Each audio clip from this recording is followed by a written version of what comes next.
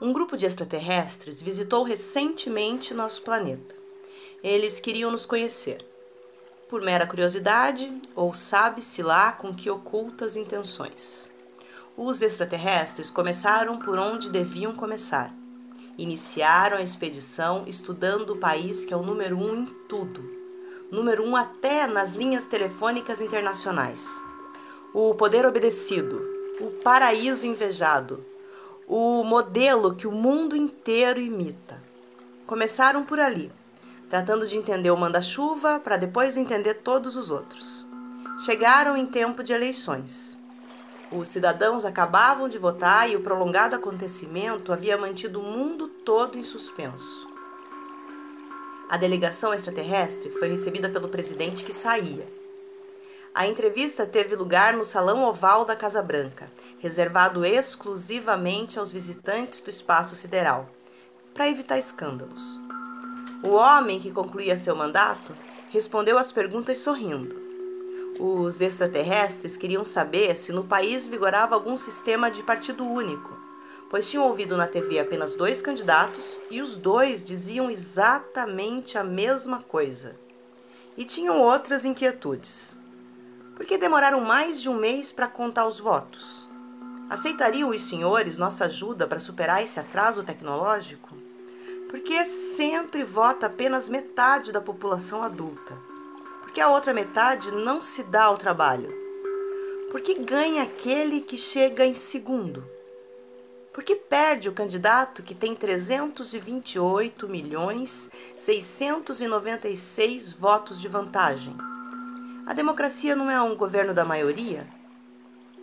E outro enigma os preocupava. Por que os outros países aceitam que este país lhes tome a lição de democracia, dite-lhes normas, lhes vigie as eleições? As respostas os deixavam ainda mais perplexos. Mas continuaram perguntando. Aos geógrafos, por que se chama América esse país que é um dos muitos países do continente americano? Aos dirigentes esportivos, por que se chama Campeonato Mundial o torneio nacional de beisebol? Aos chefes militares, por que o Ministério da Guerra se chama Secretaria da Defesa num país que nunca foi invadido por ninguém?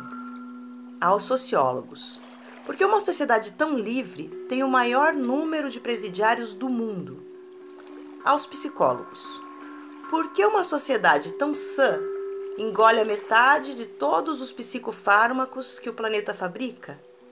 Aos dietistas, por que tem o maior número de obesos o país que dita o cardápio dos demais países? Se os extraterrestres fossem simples terrestres, esta absurda pergunta alhada teria acabado muito mal. No melhor dos casos, teriam recebido um portaço no nariz. Toda tolerância tem limite. Eles seguiram curioseando, a salvo de qualquer suspeita de impertinência, má educação ou segundas intenções. E perguntaram aos estrategistas da política externa: se os senhores têm aqui pertinho uma ilha onde estão à vista os horrores do inferno comunista, por que não organizam excursões ao invés de proibir as viagens? E aos signatários do Tratado do Livre Comércio: se agora está aberta a fronteira com o México, por que morre mais de um mexicano por dia querendo cruzá-la? E aos especialistas em direitos trabalhistas: por que McDonald's e Walmart proíbem os sindicatos, aqui e em todos os países onde operam? E aos economistas: se a economia duplicou nos últimos 20 anos, por que a maioria dos trabalhadores ganham menos do que antes e trabalham mais horas? Ninguém negava respostas àquelas figurinhas, que persistiam em seus disparates. E perguntaram aos responsáveis pela saúde pública: por que proíbem que as pessoas fumem enquanto fumam livremente os automóveis e as fábricas? E ao general que dirige a guerra às drogas: por que as prisões estão cheias de drogadinhos e vazias de banqueiros lavadores de narcodólares?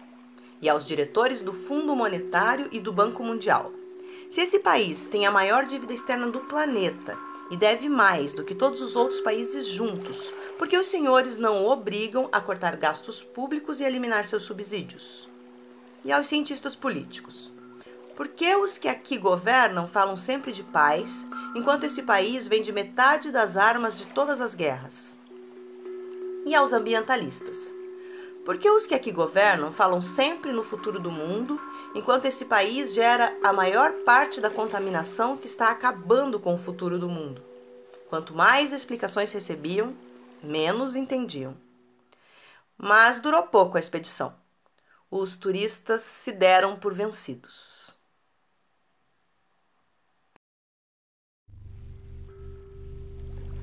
A Pachamama. No Planalto Andino, Mama é a Virgem, e Mama é a terra e o tempo.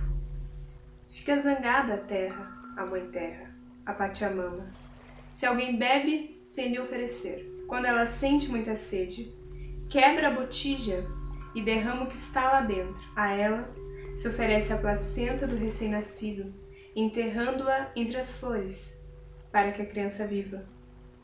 E para que o amor viva, os amantes enterram cachos de cabelos.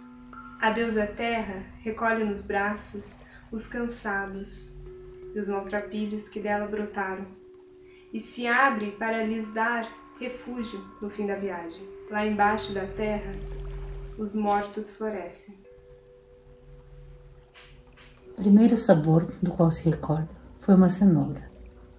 O primeiro cheiro, um limão partido ao meio.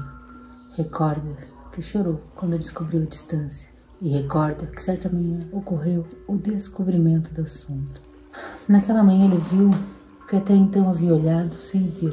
Grudada a seus pés, jazia a sombra, mais longa que seu corpo. Caminhou, correu. Onde ela ia, fosse onde fosse, a perseguidora sombra ia com ele. Quis arrancá-la, quis pisá-la, chutá-la, golpeá-la, mas a sombra, mais rápida que suas pernas e seus braços, se esquivava sempre. Quis saltar sobre ela, mas ela adiantou-se. Virando-se bruscamente, tirou-a da frente, mas ela ressurgiu atrás. Grudou-se contra o tronco de uma árvore, encolheu-se contra a parede, meteu-se atrás da porta, onde ele se perdia, a sombra o encontrava. Finalmente, conseguiu soltar-se dela. Deu um salto, jogou-se na rede e separou-se da sombra. Ela ficou embaixo da rede esperando por ele. Depois ficou sabendo que as nuvens, à noite, e o meio-dia suprimem a sombra, e soube que a sombra sempre volta, trazida pelo sol, como um anel que procura o dedo ou um abrigo viajando rumo ao corpo, e se acostumou. Nos tempos da ditadura militar, os presos políticos uruguaios não podem falar sem licença, assoviar, sorrir, cantar, caminhar rápido, nem cumprimentar outro preso. Tampouco podem desenhar, nem receber desenhos de mulheres grávidas, casais, borboletas, estrelas ou pássaros. Didascó Pérez, professor, torturado e preso por ter ideias ideológicas, recebe num domingo a visita de sua filha Milay, de 5 anos. A filha traz para ele um desenho de pássaros. Os censores o rasgam da entrada da cadeia. No domingo seguinte, Milay traz para o pai um desenho de árvores.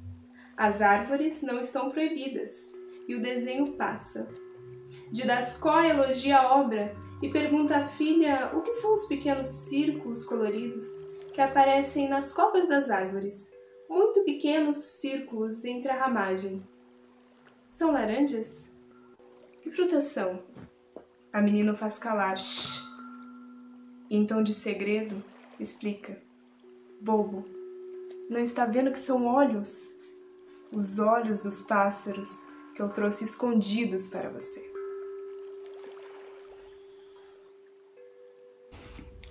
Escorre o sol e leva os restos de sombra deixados pela noite.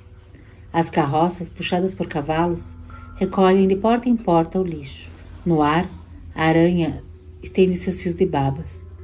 Parafuso caminha pelas ruas de mel. Na aldeia é tido por louco. Ele leva um espelho na mão e se olha com expressão fechada. Não desgruda os olhos do espelho. O que está fazendo, Parafuso? Estou aqui, responde. controlando o inimigo.